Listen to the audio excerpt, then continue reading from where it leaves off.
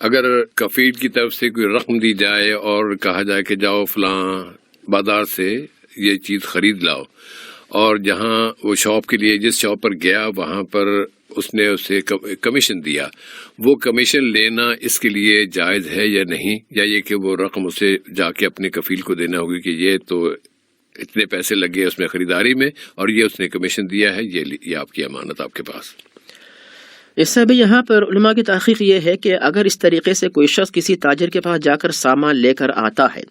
اور سامان میں خرابی نہیں ہے، جیسے ڈیٹ ایکسپائر کی کوئی بات نہیں ہے، سامان خراب نہیں ہے، مطلوبہ جو شرائط ہیں جو کفیل چاہتا ہے ان تمام شرائط کی پابندی آپ کرتے ہیں، پھر اس کے بعد جو ہے وہ تاجر آپ کو کمیشن کے طور پر کوئی چیز دیتا ہے، آپ کو اختیار ہے، چاہے کفیل کو واپس دے دیں یا پھر آپ اپنے استعمال کے لیے رکھیں، کوئی حرج نہیں، لیکن آپ ایسے تاجر کے پاس جائیں جو کفیل کو نقصان پہنچائے، سامان اچھی طرح نہ دے، صرف سستا سامان ہونے کی وجہ سے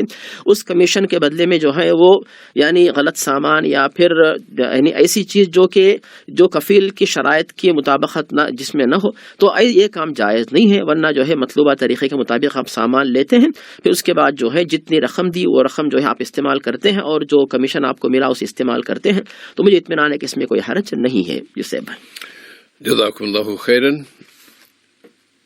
مولانا اگر